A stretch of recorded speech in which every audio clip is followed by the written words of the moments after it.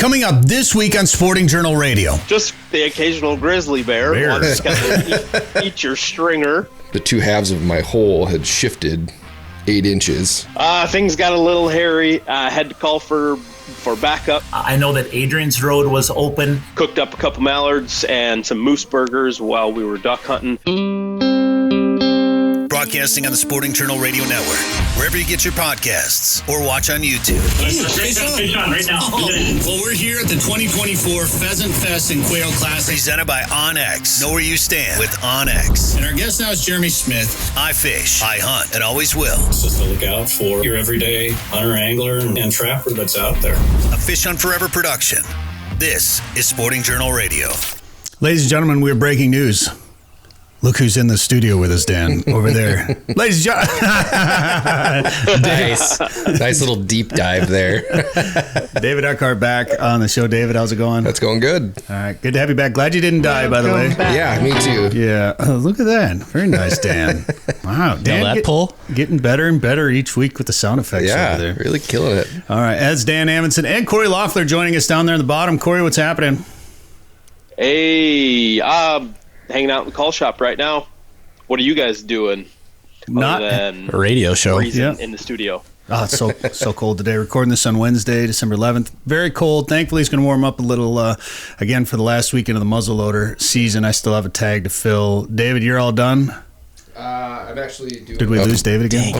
Try again. I'm just going to intro the show. We've got Cory Loeffler with us. In fact, we got a big contest. We're going to give away one of Cory's calls and a waterfowl prize package from Fish Hunt Forever coming up later in the show. We'll give you the details on how you can participate and potentially win that package in a little bit. Joe Henry's going to join us for a Lake of the Woods fishing report too. I know Dutchman Dan has been posting Dan and the Dutchman are having a mustache contest, I think, right now, and then the Dutchman's been posting some pictures of some pretty nice sturgeon that they're catching up there as well in the Rainy River. And so we'll get a report from Joe about all of that coming up. We're going to talk about some headlines around Minnesota in the region, some stuff not so good, some injuries and some deaths. So please be careful out there, especially if you're going to go out on early ice. To me, it's still hunting season. I'm not ready for ice fishing yet. And there's been some close calls, including our own David Eckhardt, who was a good thing he was wearing his brown pants that day on the ice, and we're going to have David tell that story coming up a little bit later in the show. Also, an outdoor news article got shared with me that Steve Carney wrote about the waterfowl season in Minnesota this year and what hunters are saying out there, and they're echoing the same thing we've been saying all season long, actually for the last couple of years here on this show.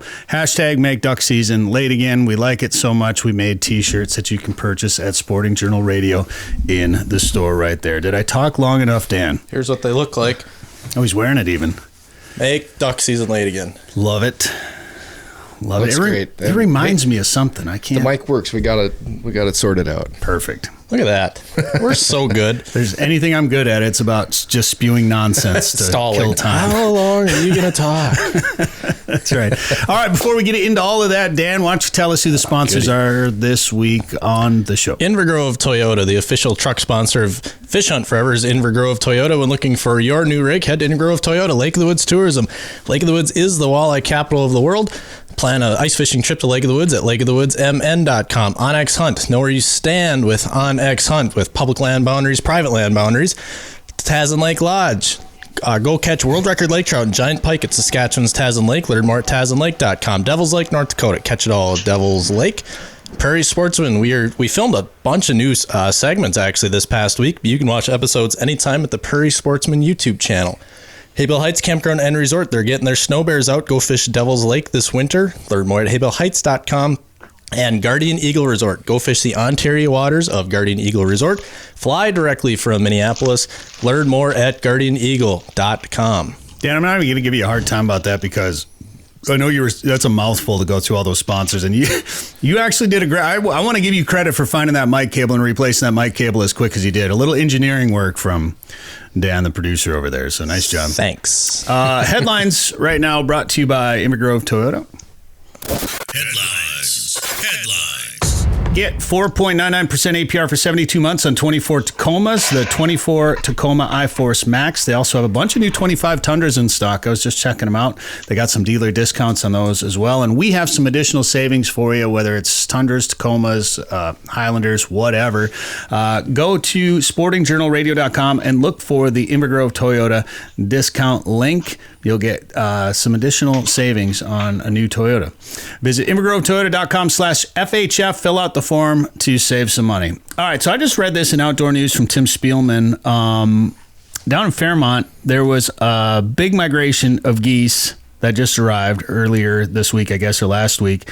And Justin Summers, he's got Summer Outdoors down there, and he thinks hundreds of dead or dying. Hundreds is what he said. Mysteriously, according to this article, hundreds, local folks estimated, of dead or dying Canada geese on the ice of the city's chain of lakes. He said probably over a couple hundred geese. 50 to 80 were found dead on Lake Sisseton and Bud Lake. More were located on Hall and Amber. So most likely bird flu. And this is after a friend of ours out here in western Minnesota sent me a snap about a week ago, and he was at his shop, and there was just a snow goose sitting in the driveway. I forgot about that. Yeah, next to his shop. Weird. Yeah. And he said it was acting kind of funny, and I immediately right away said bird flu, and he said he heard of about 4 others around the area of snow geese. So it's a bad deal. Bad deal. Don't eat them if you see one. Probably don't touch them, but other than that, if you kill geese, it sounds like Puppy alert. There's no. Cory's just over there dealing with dogs. Is that Rue?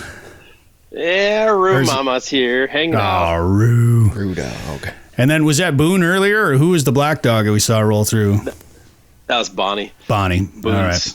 Boone's just hanging out on the cushions, just relaxing. All right. Well, I want to talk a little bit more about Boone later in the show, but another outdoor news story that I read from Tim is actually, he talked about maybe an extension to the Minnesota pheasant hunting season. You know, South Dakota went to the end of January a couple years ago. Yep. There's been discussion about extending it in Minnesota, whether it be to the end of January or mid-January, something like that. But it sounds like there's been a lot of discussion within the Minnesota DNR about whether or not we should extend the season. Bye, David. He's gone. See you later. All right. So if you think we should extend the pheasant season in Minnesota, comment below. Let us know what your thoughts are. We'd love to hear about it. We always give away prizes to people that comment on the show, so check it out right there.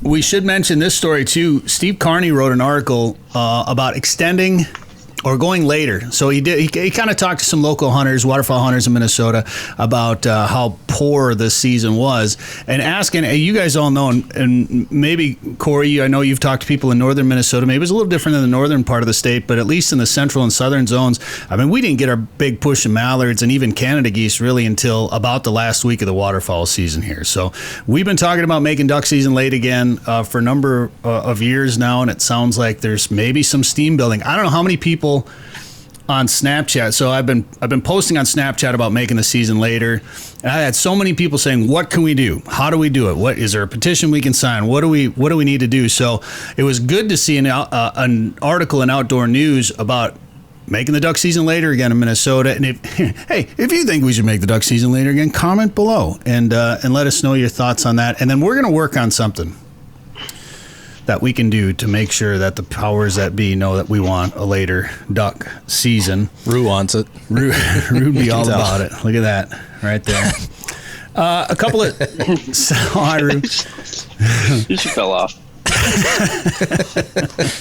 So, hashtag make duck season late again. Get your shirt at sportingjournalradio.com and let everybody know that you want to see a later duck season.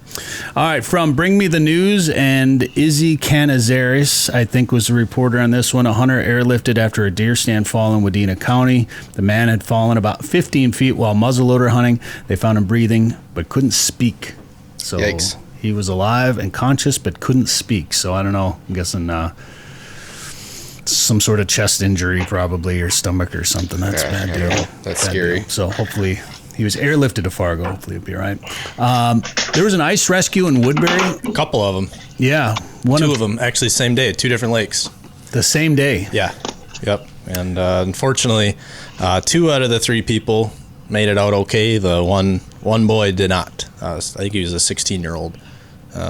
Passed away. Apparently was under the ice for 90 minutes. Oh, 90. I thought you said 19. No. Oh, gosh. Saturday when we were talking about this. Bad deal. Yeah, it just kind of brings up the whole ice safety thing again, and be safe. And, those weren't anglers. I think they were just kids who weren't in school that day, just hanging out, playing on the ice. It was kind of the first cold snap of the year down there. And, everyone likes to go play hockey or whatever. So even if you're not fishing, a spud bar is still a handy tool to have around the house. Yeah, dude. Don't skip school. You could drown. Hey, Cory, here's a little fun fact. I was just Googling fun facts. Actually found this on the Fox News website, but candles used to be made of beeswax or beef fat. And do you know why, Cory? I'll tell you. How about that? Oh, wait, what do you think? It was available. Yeah, it was available, and if food was scarce, you could eat them. Right. Hey, I got another fun fact for you. I've been making a lotion, hand cream, mustache wax out of beeswax and moose fat. And if you run out of food, you could eat it. You can eat it. Yeah. Really? Absolutely. How's it been working? Amazing. Look at this glowing skin. I'm 79 years old. Do you see this? Yeah. Whoa. You're making the fountain of youth. That's hilarious. All right. Well, we got to take a quick break, but we want to I want to have David. I want you to tell your ice fishing story because it was kind of scary. It was very scary. We're going to do that when we come back. Were you skipping school? Yeah, kind of. Probably. David skipped school a lot. But first, we need to tell you about Guardian Eagle Resort in Ontario. They have 75,000 acres of private water. They have more walleyes than they know what to do with. They also have trophy pike, and a lot of times you catch those pike jigging for those walleyes in 10 to 20 feet of water. It's a heck of a fight on walleye gear. And they have a runway right at the lodge, so you can fly direct from Minneapolis and be there in 2 hours. Learn more at guardianeagle.com. More when we come back. Stay there. Sick of eating tag soup? It's time to own your odds this fall with OnX Hunt, the GPS hunting app trusted by millions of hunters. Now you'll have access to nationwide public and private land ownership information, waypoints, optimal win for each stand, tracks, and much more. All at your fingertips. Go to onxmaps.com/hunt and use code SJR20 at checkout to receive 20% off your membership. That's code SJR20. We're back, Sporting Journal Radio. Thanks for tuning in on the network by demand or watching this on YouTube or Spotify. Thank you very much. Dan, we missed another story in headlines, it sounds like. Another ice rescue and ice fatality. This time was up in Cass County near Longville, Blackwater Lake. An ATV went in, a 20-year-old and an 18-year-old, and it sounds like the 18-year-old was recovered. The 20-year-old made it out.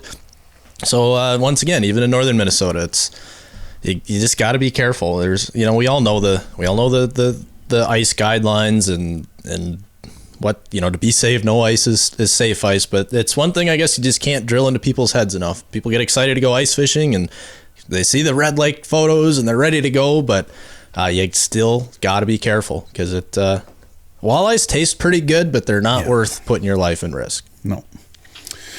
David. You learned that you almost learned that the hard way. Just about. I haven't been back out since. That was a week and a half ago.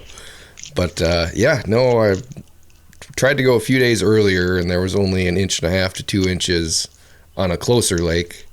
So I decided to go to a different lake. Heard there was good ice. Checked with the spud bar, and it didn't go through in 3-4 hits. So I drilled a hole. It was 4.5 inches, and checked all the way out to the middle of the lake. I was maybe 100 yards from what looked like maybe the start of an ice heave. There was just one big chunk pushed up, was it.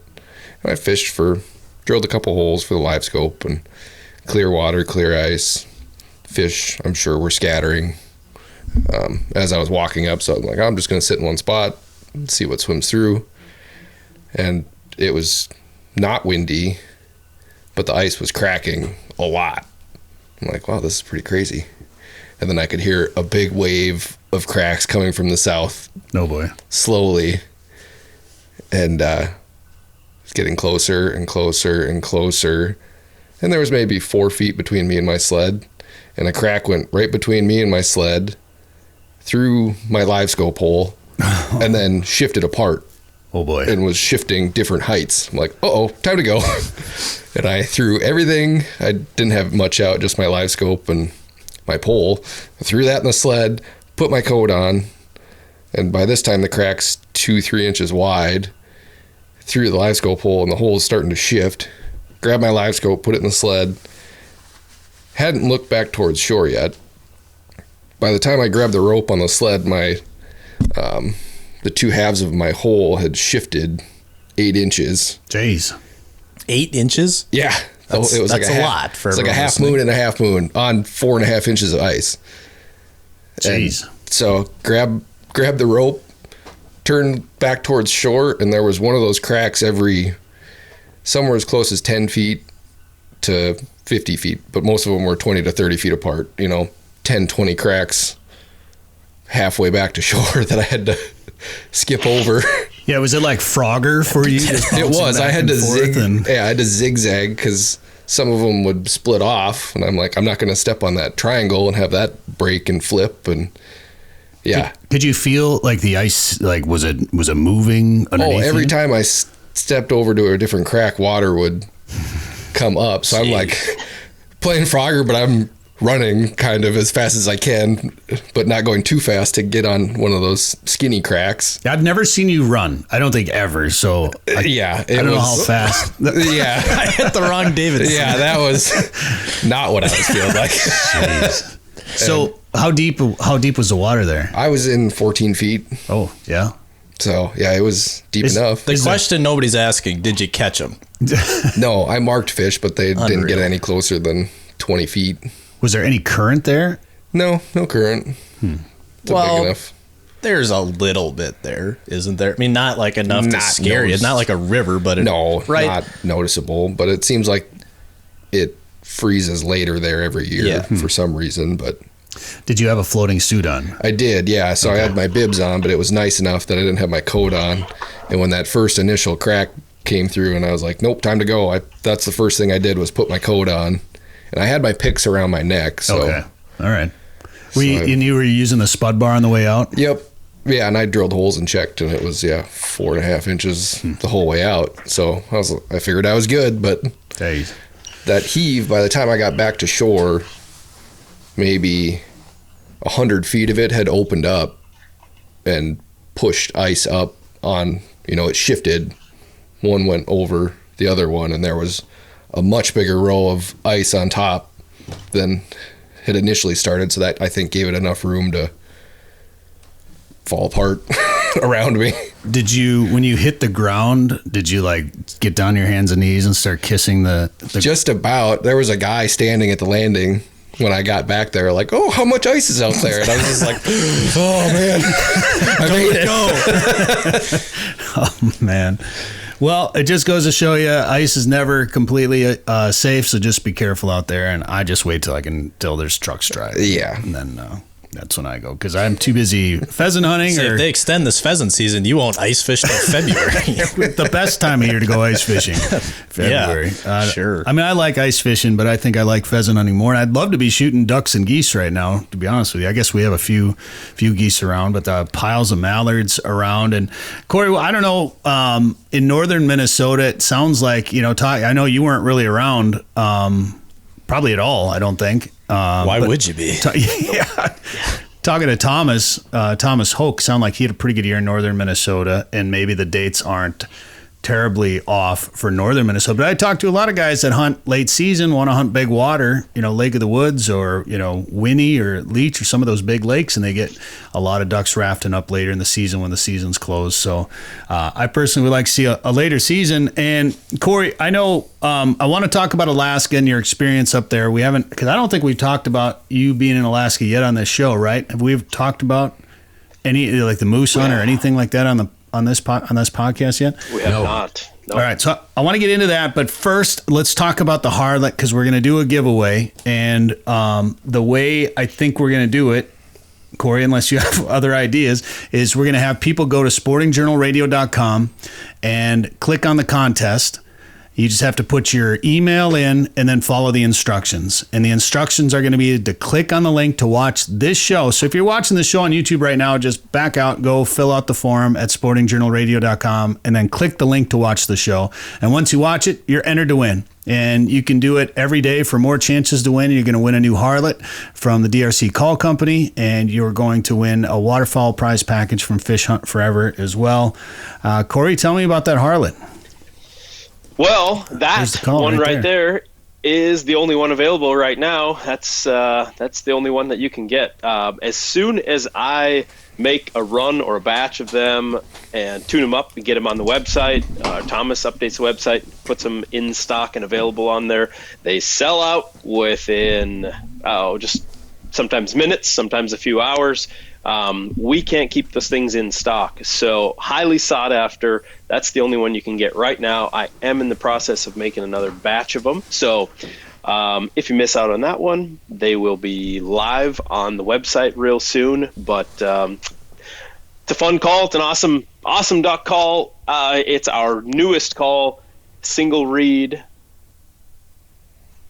tone board here. We've got spit grooves on the tone board. We've got spit channels out the back side. We've got a stay tuned wedge system, and I have packed roughly 12 years of R&D and duck into this insert, and it is, my opinion, it's the perfect duck call. I'd die happy, man, if this was the only duck call I ever blew for the rest of my life. It's the only one that I run on my lanyard. It's all that you need. So there's a little Harlot promo for you. Very good. Do you got one? Can we hear one? David, give her a rip. I mean, maybe. I just tuned this one up. This is the first one tuned out of this next batch. So, yeah, here we go. Maybe it'll be too loud. I don't know.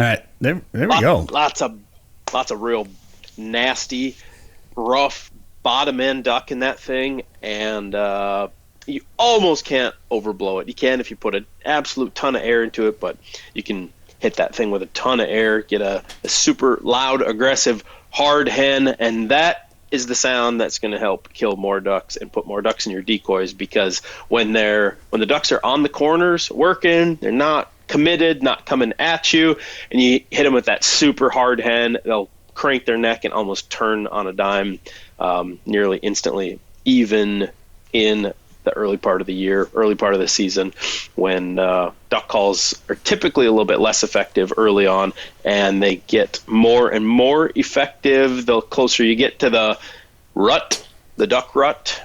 That's when duck calls really shine. So there you have it. Well, and the only way to get one of those right now is to enter the contest at sportingjournalradio.com. Dan will put a link in the comments down below as well. And anybody watching or listening to this with hunting dogs, their dog is probably freaking out right now. Listen to that. That's awesome. All right, more with Cory Loeffler when we come back, and we got a fishing report from Lake of the Woods with Joe Henry too. Stay there. It doesn't get much better than fresh perch and fresh walleye. If you're looking for an exciting winter fishing destination, come to Devil's Lake, North Dakota. Haybale Heights Campground and Resort is on the ice with a fleet of snow bears, keeping you mobile and warm so you can stay on the roaming schools of fish. Haybale Heights on the east end of Devil's Lake has knowledgeable guides, comfortable cabins, and their own lake access, making your trip as successful and stress-free as possible. To book your trip, go to haybaleheights.com. That's haybaleheights.com. We're back, Sporting Journal Radio. Thanks for tuning in on the network by demand or watching this on YouTube. If you're on YouTube, make sure you check out the Tazen Lake Lodge YouTube channel, because we just put out a brand new Tazen TV there. In fact, we got another episode coming up in a little bit. Dan, you caught a real nice lake trout on this first episode. That was one of the most fun hook sets I've ever had in my life. And I'm just realizing we're going to have like a whole essay of links. I just keep hitting that button. We're gonna have a lot of links down there, but yeah, that was super fun. Like when you set the hook and the rod just doesn't move, and that's a heavy rod. Yeah. You just can't move the thing off bottom. Straight below you, 85 feet or whatever I think we were in. Up there you're fishing from 50 to 120 feet of water for those giant lake trout. It's so much fun. And the age on those fish, the respect that you earn or that you get for those big lake trout, it's just super addicting, super fun. See the video at the Tasman Lake Lodge YouTube channel, and actually Dan catches his personal best pike on episode 2, which is going to be out very, very soon there as well. Cory Loeffler from the DRC Call Company is with us right now. Cory, you're living in Alaska now. That's amazing. Is it everything you expected it to be? It's quite a bit more than that, actually. There is an endless number of adventures one can tangle into on any given day. A little different than growing up in the Midwest, but we've been making a go of it. It's been an absolute blessing and a blast. We're able to run. We picked up a property up there, and we've got a few Airbnb style rentals on it. And we're able to start that business and run that, and then we're able to keep the call company going, kind of both between Minnesota and Alaska. We've had to uproot our life and as we knew it, and our schedules and all that stuff, and we're just trying to figure it out and shoot from the hip as we go. But it's pretty sounds wild. like it. Yeah, sounds like it's all been worth it, of course, and a lot of work. I remember the process you went through to kind of move everything up there, and working on a truck to haul stuff up there and doing that drive back and forth. Man, but Alaska, amazing. I've only been able to take one trip up there. Can't wait to go back. Didn't want to leave. Hoping to come up and maybe see you up there next year. That's what I'd like to do. It sounds like it depends on the time of year, but there's fishing, there's hunting, of course, there's waterfowl up there. Have you done much waterfowl hunting up there? I know you've done a lot of big game.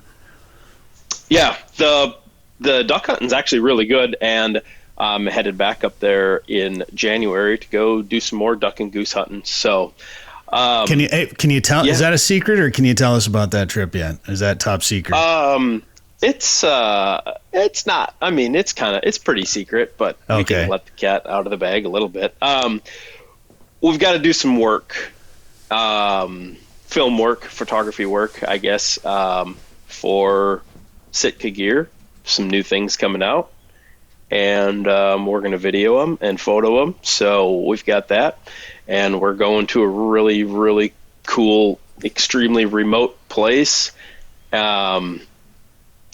Yeah, we're hoping to shoot some good things. It'll be fun. I'm so when jealous. It comes out. I can't wait to see it. It's I'm sure it's going to be amazing. How many miles you got on your Alaska Airlines card, Bret? Right. I mean, like this, I've got plenty of miles to burn. What are you guys doing here? Yeah. Hey, Cory. Hey, funny to see you. What's up? Oh, same flight, huh? Yeah, weird. I did see you shared some pictures, I think, from a mallard shoot up there that looked pretty amazing.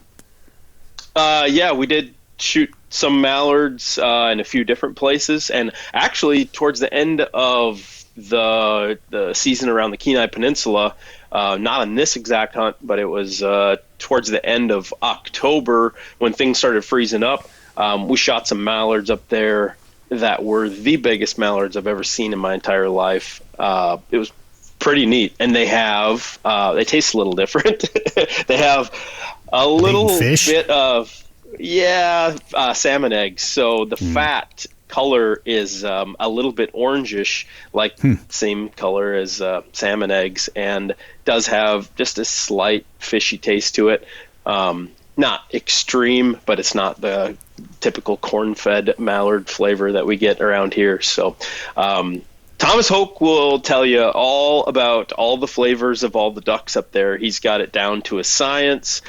He can rip duck open, look at the fat, and tell you exactly what it's going to taste like. The teal are pretty much spot on every time. Mallards are like 50-50 if they're going to be good or not as good. What the heck? The widgeon are... I can't even remember what he said about the widgeon. I think he said they're kind of hit or miss as well. But just totally depends on diet and what they've been chowing down on. But I do know those salmon eggs make the mallards really big. Giant. Interesting. I feel like I remember when we were up there, someone was telling us about that. I don't know if it was Gunnar or George or No, it was one of the guys in the bar in Kodiak. That's right. They're saying, early season Alaska mallards are just. They didn't say salmon eggs. They thought they were eating dead salmon carcasses. I don't know what the truth was. That might have been a little Windsor biology, but we'd been in the bar for bush light biology. I don't know, but well, Cory, and I don't know if you can find it, Dan, if it was on Cory's Instagram maybe, but you had a picture. You were cooking some of the ducks over an open fire there, I think, while you had the hunt, and you had you left the feed on like a spatchcock mallard, and it was just like an iconic photo, right? Like it just kind of set the stage for how wild of a hunt and an experience that was up there. Yeah, I think that was a private photo, and you might be able to see that one sometime soon in a Yeti did you just send it? I thought it was online somewhere. Okay.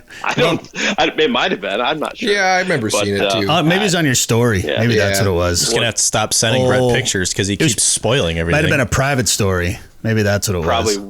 I probably wasn't supposed to share that one, but it's water under the bridge. Whoops. Now. Nothing we can do. I mean, I didn't really. That hunt was pretty cool. That was on the Kenai River, kind of close to my house, and we were shooting mostly divers up there, sea ducks, and we did get into some mallards. I found those, so we moved the decoys, moved the spread. Cooked up a couple mallards and some moose burgers while we were duck hunting, and then actually had a couple visitors come into the duck spread, a sow and big adult cub grizzly bears, and then a lone boar grizzly bear as well. Both were kind of cruising the beaches and just going up to every salmon carcass, sniffing it out, and I don't know, nibbling on them. They were disgusting. Absolutely had been there for 2 months or something. There was hardly anything left of them. It was mostly just slime and some bones, but they apparently didn't get their fill of blueberries, and they were just cruising the beaches checking that stuff out. So there's some pretty cool videos of those two grizzly bears on Tyler Bryan's Instagram page. If you're feeling ambitious, you can go look up Roam Wild on Instagram, and he's got a couple drone videos of those grizzly bears that I'm talking about right there. So pretty sweet video. Yeah, he's got some cool stuff on there for sure. And grizzly bears, when you spent some time in the wilds of northern Minnesota, I mean, you had some black bears and maybe some wolves and the occasional cougar that would roam nearby, but you never had to worry. Say you shot a deer. Look at Dan. Found it right there already. Wow. He's on it today. Look at you go, Dan. That's cool. Fire it. Just typing fast. I'm just waiting for that bear to stand up and try to swat at the drone. Like, didn't care. Allegedly, that might. Look what I just found. Uh-oh. Unbelievable. No, this is. Oh, Dan. Would you look at that? Oh, there we go. Well, that's not. That's Tyler's. It wasn't. There you go. Picture I was thinking of, but basically the same thing there. Yeah, that's pretty cool. It's close. Yeah, close enough. Gets the point across. But you had an experience moose hunting, and you got to tell the story of this moose because this moose is just wild. But you that's something you have to think about when you shoot something in Alaska. You have to think about you were the hunter, and now you may be becoming the hunted, or collateral damage anyway when you're up there. Yeah, when David was talking about his ice fishing extravaganza out in that thin ice, and got to worry about thin ice, I was like, hunting or fishing up in Alaska, we don't have any thin ice to worry about. It's just the occasional grizzly bear. Just gotta eat your stringer. Hey, boo boo. That was the moose hunt was an eye-opening experience. I hunted really hard the entire archery season, and that is an unsettling feeling that I really never got used to walking through the brush, very limited number of trails, so it's kind of just bushwhacking. There's a lot of really thick grass, weeds, trees, and I've got a bow and arrow. A lot of times I was hunting by myself and just had a 10 mil Glock on my chest pack and my bino harness, and which is just kind of like, I don't know, makes you feel okay, warm and fuzzy inside having that there, but really it's there's a slim chance that it's going to actually do anything if you do stumble into a grizzly bear. But all right, it just was tough. I'm going to pause you right there because we're going to take a quick break and tell more of the story when we come back here with Cory Loeffler. It gets really good. More with Cory Loeffler from the DRC Call Company, and Joe Henry coming up yet too from Lake of the Woods right here on Sporting Journal Radio. Don't forget, you can win a Harlot. Go enter the contest at sportingjournalradio.com. I've heard some reports of Devil's Lake having some good ice, and if you're looking for a world-class fishing destination, check out Devil's Lake, North Dakota for walleyes and perch this winter. Catch it all at Devil's Lake. Visit devilslakend.com to learn more and plan your next trip. We're back, Sporting Journal Radio. I'm Bret Amundson with Dan Amundson, David Eckhardt, and Cory Loeffler from the DRC Call Company. And real quick, we filmed an episode of Prairie Sportsman with you the other day, Cory, featuring some of our old dogs. You brought Boone out there. It was really awesome. I'm really excited for the episode. Definitely going to be one of my favorites coming out in early 2025. Check your guide for episodes of Prairie Sportsman airing on a PBS station near you across 12 states now. We added 2 new stations in Michigan, or it'll be on the Prairie Sportsman YouTube channel. Cory is living in Alaska now. Before the break, he was telling us about his moose hunt and how dangerous it can be when you have to deal with the big old bears that's up there in Alaska. So jump back into the story, Cory. Well, I went out flying with a friend of mine and had spotted a bear, and this is into rifle season now, so it goes a few days, 10 days of archery season, and then a couple day break, and then into rifle moose season. So it's early September. Wasn't having any luck spotting legal bulls. So where I'm at, to be legal, the bull has to have a spike on one side or both sides. At least one spike. It has to be 50 inches wide or have 3 brow tines on at least one side. So those 3 stipulations. I was hunting my butt off. This tag was burning a hole in my pocket, and I wasn't seeing any legal bulls at all. I was going to shoot the absolute first one that I ran across. So went up flying, found a really good bull from the air, waited till the next day, went in there with the boat with the guy that I was flying with. I think we had an encounter. I know we had an encounter. We didn't actually see the bull.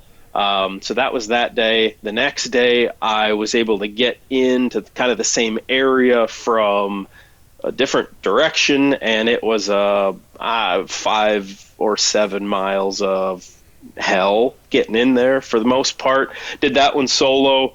No luck that night. I think I stumbled into some pretty fresh grizzly bear stuff, and that was about it. And then let's see, had a weather break the next day, and then following day was able to get the boat in across a lake. And that's a very dangerous lake that you can only traverse if the weather's just right. And it was kind of borderline. I went in there by myself, got in there as the sun was just starting to show signs of a little bit of light. There ended up being a boat or 2 different boats about 300, 400 yards down the shore from me that I finally saw after the sun came up a little bit. And sure enough, there was bloody game bags in this boat I could see with my binoculars. So long story, the guy was on his last load of meat. There was 3 guys out there. One guy shot this bull. It was the bull that I spotted from the airplane 3 days prior. And so camp morale was all-time low. I was bummed out, but I did maybe spot another bull that had a spike on one side, so I was kind of holding out hope that I could maybe run into this spike bull.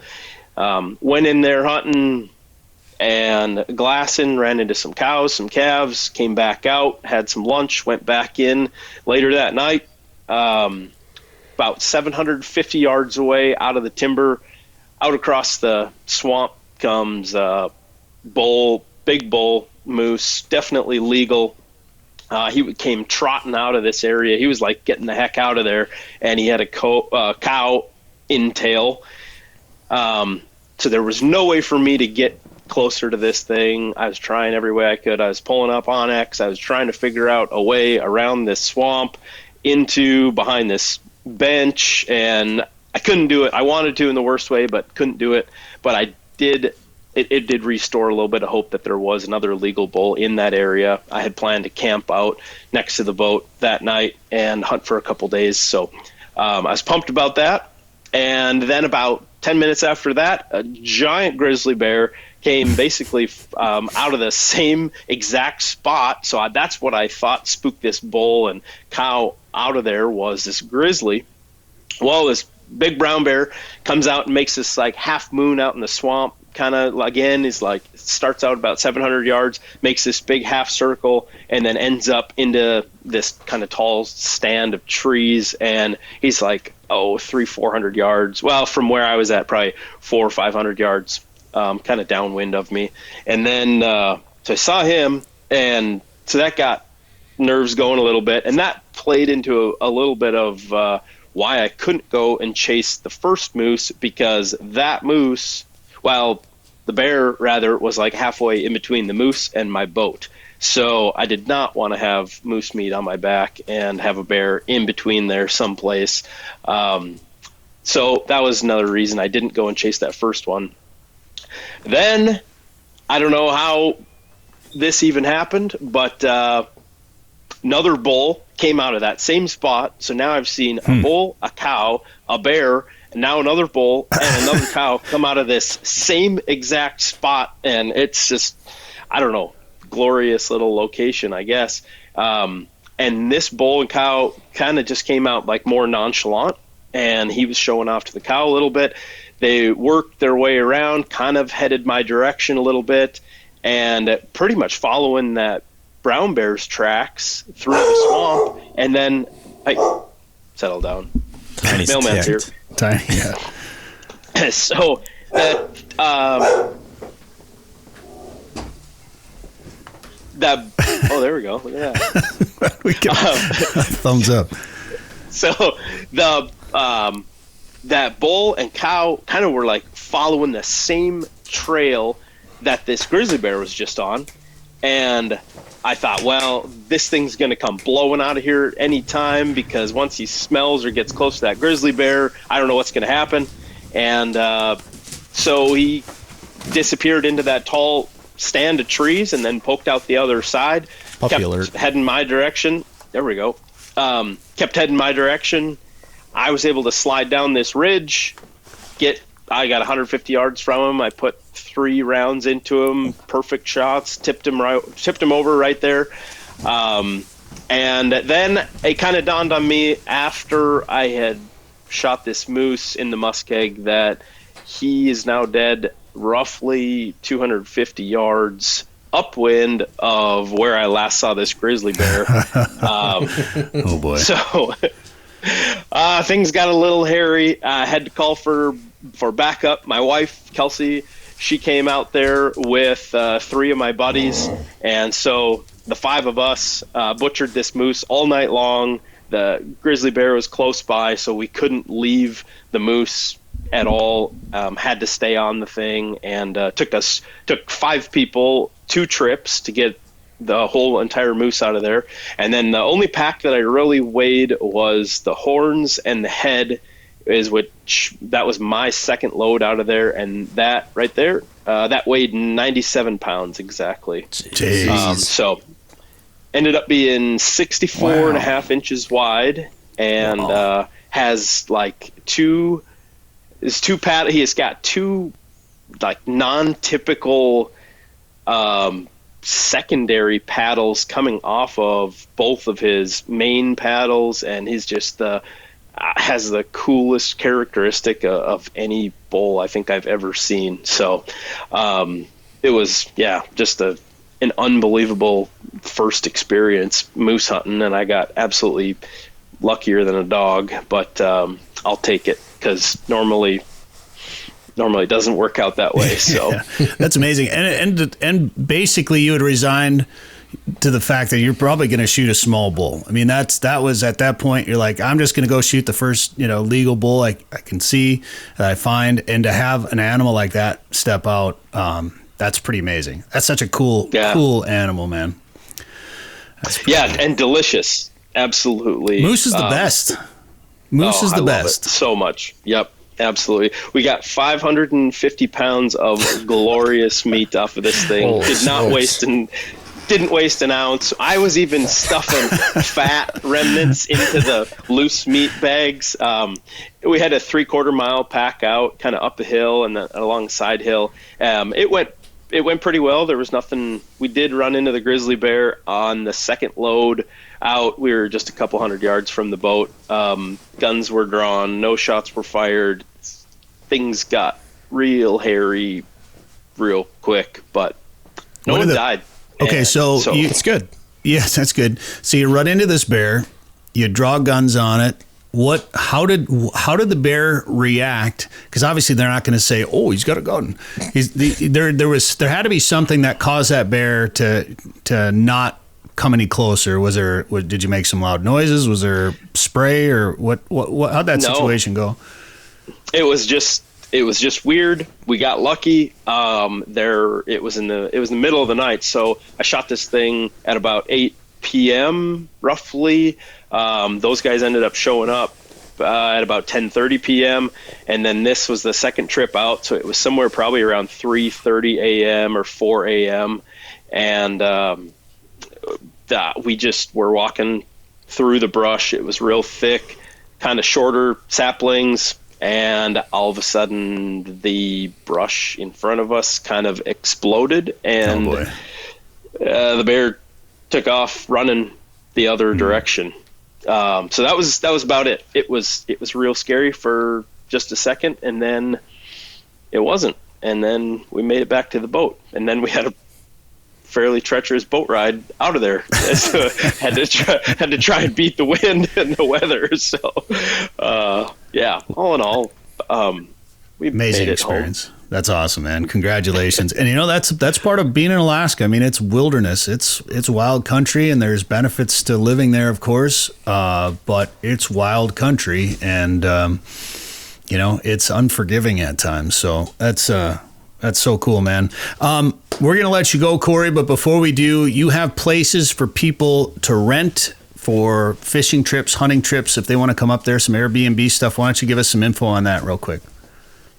Yeah, we haven't, our website's not live yet, so I can't give any web links, but if you want to come up there and come fishing with us, we've got a larger cabin that will sleep 8 to 9 people. We've got another smaller cabin that'll sleep 2, 3, 4 people, and then we've got a medium-sized cabin that'll sleep about 6 or 7 people.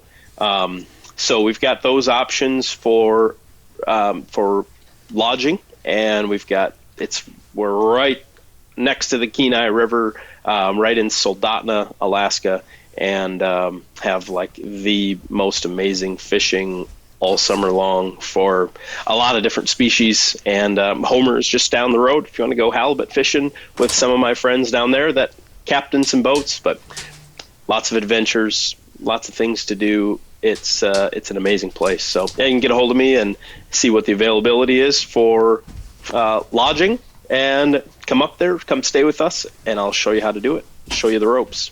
That's awesome. We're going to get a trip planned right now. For sure. That's right. Before you leave. And then we're also giving away that DRC duck call, the Harlot, right now at sportingjournalradio.com. Go enter the contest there. You'll also win a waterfowl prize package from Fish Hunt Forever.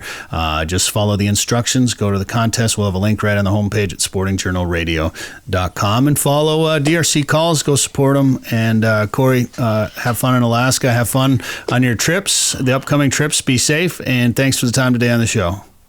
Thanks, guys. Great talking to everyone. Lake of the Woods, the walleye capital of the world, is calling out to you.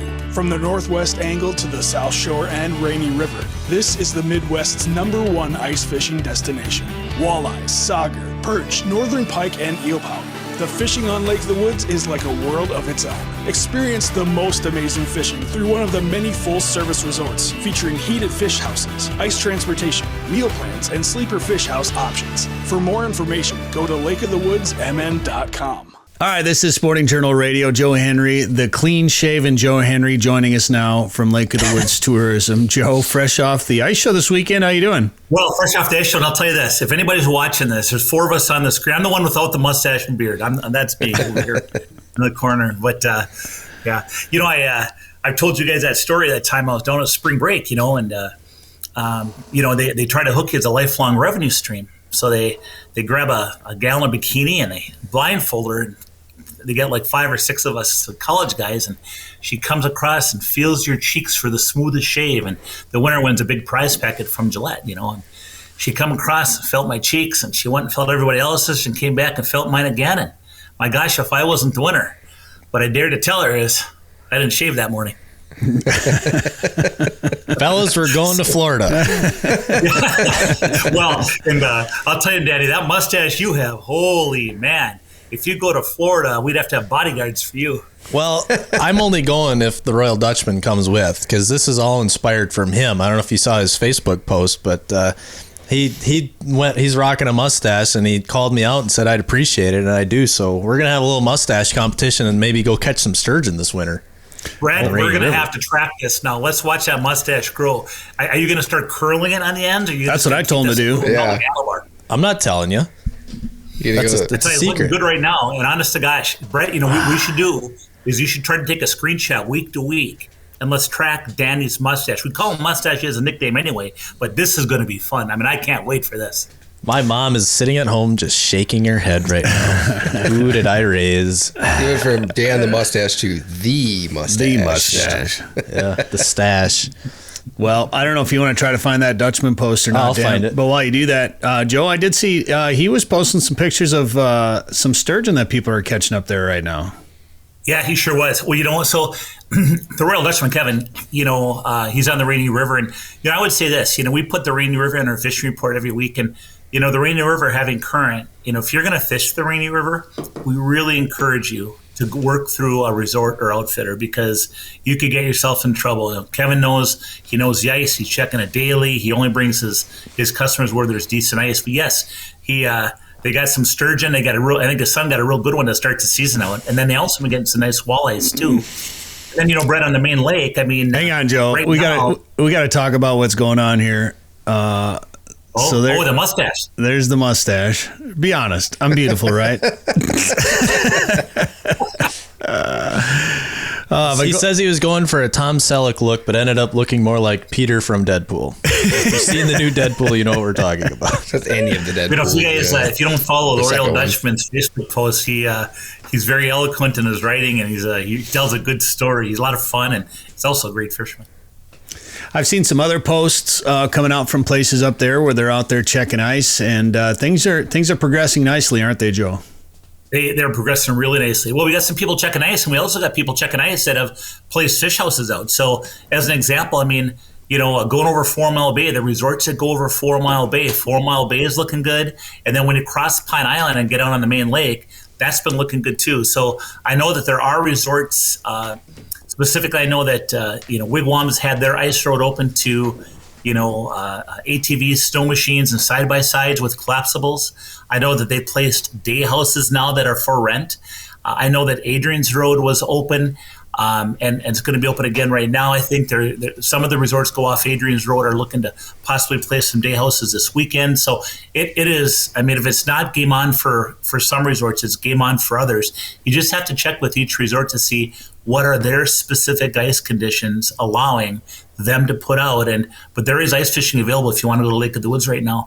I can tell you that there's resorts up and down the South Shore that are checking ice conditions, and they're getting close, but every piece of ice is different. I know the resorts on Bostic Creek and Morris Point area, they're marking their trails out. I know that Zippel Bay is marking trails out. I know Nick Panovich went out on his airboat for safety, and he found real good ice. Also was very pleased how smooth the ice was on the lakeside. So they're marking a trail. They're not fishing yet, but they're close. I spoke to artisans recently, and they're in the process of marking trails. They think they're going to get out in a week, Mother Nature dependent, of course.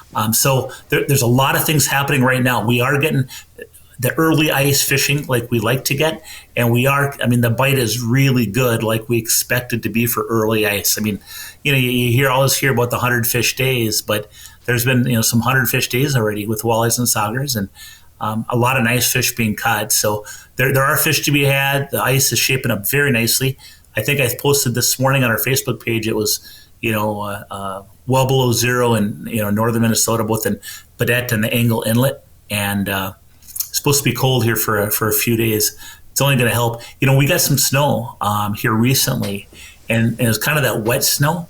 And that put some weight on the ice, which pushed some water up. But what's interesting is with this cold weather we're having now, that water that came up is only going to smooth that ice out and actually make it really, really good. So things are looking good. I also know up at the Northwest Angle that, they're also starting to, mark trails up there. I believe Red Fox might start fishing next week is what I hear.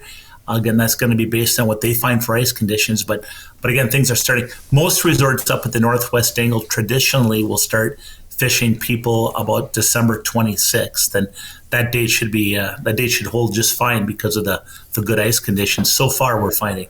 Did you say Red Fox? Like burn out? Yeah, well, Sanford and Son? That's Red Fox, wasn't it? Yeah, Red Fox ice fishing, yes. And that's a really Angle outpost. That's our second old-time TV show reference in the show. Like, this is an episode from Me TV happening right now. Hey, Joe, speaking of the Angle, what's the latest on the remote area border crossing permit situation that you've heard of? Yeah, the RABC. So what a remote area border crossing permit is in areas where they don't have, customs check-in stations like the Northwest Angle, Pigeon River, Lake Saguenay, a number of places across the Minnesota-Canada border. There's a permit you can get for $30 online, and it'll allow you to go into Canada or Ontario in this case and touch land without checking in with customs, as long as you and everybody else in your party has that permit. Again, you come back to the United States, you don't have to check in with U.S. Customs after touching land in Canada. So it's very convenient. A lot of cabin owners use it, resort owners use it. Clients who come up and fish, they'll go across the border in areas like that quite often. We use it. And we just found out that, not too long ago that they suspended the application process because they're looking to change things. And, what that does then is if you can get them on a 1-year basis for people's RABCs that are coming due and they need to renew, there's not that opportunity to renew right now. So we're trying to find out from Canada Border Services Agency and the Canadian government, okay, what's the status of your renewal? If you want to change the application or change the process or whatever, that's great. But when is this going to be available? So I've been communicating with Senator Amy Klobuchar's office, Congressman Colin Peterson's office, the Canadian Consulate's office, as well as other people that are reaching out to me over in Lake Saguenay area, and we're sharing information, and we're communicating with these agencies. Now, it's my understanding that the Canadian Embassy should be getting back with some information this week. If they don't, then we'll start dialing up the pressure. It's my understanding that Senator Klobuchar's office has requested a meeting with Canadian officials, and it's my understanding that Congressman Peterson's office wrote a letter to the Canadian government about this topic. So, yeah, we'll see where it goes, but rest assured that we're working on it, and we're going to get some answers here soon, I'm sure. Yeah, I've heard like the people that are over there on Saginaw there, they're freaking out a little bit over there because there's a lot of people that have cabins and yes, that spend a lot of time over there, just take trips up there off the Gunflint Trail. So hopefully that gets resolved soon. Joe, did you spend any money at the ice show last weekend? Did you see some good deals down there? Saw some great deals down there. I didn't spend a lot of money because I was trapped in my booth. If I leave that booth for too long, my ankle bracelet goes off. But I was down with Lake of the Woods Tourism, and our booth talked to so many good people from the industry, people that I've never met before, people that maybe listen to this show or watch us on TV or whatever the case might be, but just a lot of really cool people. Everybody's excited for ice fishing. Everybody's hoping we have a great ice fishing year for the whole ice belt, for the whole economy of ice fishing. Yeah. We need a good year. And so I just talked to a lot of great people. Some I knew, some I didn't know. It was busy. It was optimistic. Just a great show. That St. Paul Ice Fishing Show is the largest ice fishing show in North America, and it's a great show. And as far as shows go, Brett, the next show that I'll be doing will be mid-January at Canterbury Downs. Seneco Productions has a brand new show coming to Canterbury Downs mid-January in Shakopee, Minnesota, in the Twin Cities area. And I'll be giving seminars at that show. We'll have a Lake of the Woods Tourism booth. And aren't you going to be at that show too? I will be there. I'm going to be there working a booth and hopefully working with Seneco on this show too. So I'm looking forward to it. I think it's great that, that location, it's out of the downtown area of the Twin Cities Metro. So you're out on the edge. You're near 169. You're near 494. You're near some of the county roads down there that are, provide ample access to the venue, plus a big parking lot with free parking. And it's a neat place. And there's, if you're into it, there's some gambling there that you can do if you want to. But it's a cool place. And I'm looking forward to that show. And good, great. You were doing so well today, Dan. Yep. So well today, but that's all right. Danny's not one of those guys that, when you see people take a photo of a $250 or $500 scratch off winner. How come we never see the piles that aren't winners? Oh yeah. How many pull tabs did it take to get that winner? Yeah, that's okay. It's still fun to celebrate, and you know what? It's all good. And Canterbury, the other thing cool about Canterbury, they got some new hotels there. If anybody wants to go down there and spend a night and have some dinner and attend the show, and the show is going to be a very unique show with a lot of destinations and. Just a myriad of, but they're not going to have, they're not going to have cleaning products. They're not going to have windows. They're not. It's going to be destinations, outdoors, things like that. It's a brand new show, and it's gonna be good. It's gonna be a fun one. I think it's neat too because, like you said, Brett, if you're outstate a little bit, to slide into a suburb, you can get there within St. Cloud in 1 hour. I mean, it's really good. It's close. It's easy to get to. I mean, you can park close. It's easy to get to. You don't have to be walking around downtown after this. I know a lot of vendors at some of those downtown shows, they stop going because when you get out of some of those shows that end at 9 o'clock, you may get out of there between 9 and 10, and now you're walking around downtown Minneapolis and at night in the dark. And, sometimes people don't want to do that. So I'm looking forward to the show. And actually, we had Barry Seneco on a couple weeks ago. So if you want to hear more about this show, look back a couple of weeks for Sporting Journal Radio to learn more about that one. And you talk about it being this is a new show, a first show, but Senecos have been doing this for like 60 years or something like that. So they know how to put on a sports show, and I'm looking forward to it and looking forward to getting up. Seneco is the other, I should mention, Seneco is the company that also does the St. Cloud Sportsman Show, Fargo Sportsman Show, and Sioux Falls Sportsman Show. And then they also do some other shows as well, but they know shows, and it's going to be a good one. Trust me on that one. This is going to be a winner, and it's going to be a fun one to go to too, just because, like you said, so easy in, so easy out. You have to pay for parking, etc. Well, I'm sure there will be some networking after the show each day down there, Joe. So look forward to seeing what you call that, huh? And I'm sure you'll have a new joke or two prepared for the crew that we're with. So we're looking forward to it, and looking forward to getting to Lake of the Woods for some ice fishing this winter, Joe. And if people want to plan a trip, what should they do? Hey, check out our website, and that is lakeofthewoodsmn.com. Sporting Journal Radio is a division of Macaba LLC. If you've got a question, comment, or story idea for us, send us an email. Go to sportingjournalradio.com. While you're there, you can learn how to advertise on the show and visit our store for hats, hoodies, coffee mugs, and more. Go to sportingjournalradio.com.